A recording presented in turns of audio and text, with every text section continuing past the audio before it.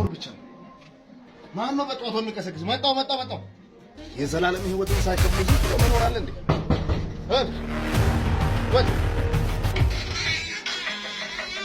አቤት ስማ፣ ስሜ ማን ነው? ዳኒ ይባላል። ዳንኤል የዘላለም የሞት ዕዳ እንዳለብህ አታውቅም? ዝም ብለህ እዚህ ትኖራለህ አይደል? አምጣው የዘላለም ህይወት ሞት ስለሚገባ ዕዳዬን አምጣ።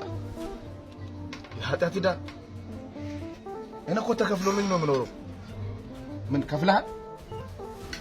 አዎ ተከፍሏል። ተከፍሎልሃል? ማን ከፈለልህ? እባክህ ኢየሱስ ክርስቶስ ነው መስቀል ላይ ከፈለው። ምንድነው የምትጨቀጭቀው? ኢየሱስ ደረሰኙን አምጣ እስቲ አምጣ። ደረሰኝ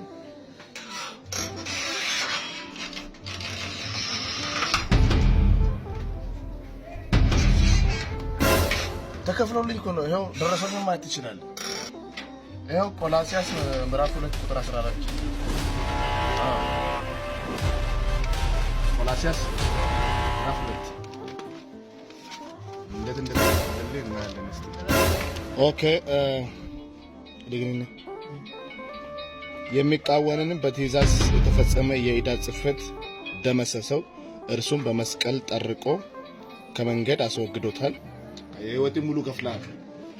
በቃ አንተ ከዚህ በኋላ ዘላለም ወራሽ ነህ። በቃ ደረሰኙን አይቻለሁ። ሰላም ነው። እናመሰግናለን ስለከፈሉ።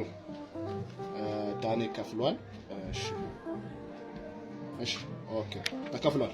እሺ አመሰግናለሁ። መልካም ቆይታ። እሺ መልካም ቆይታ ለሁላችንም ይሁን። አመሰግናለሁ።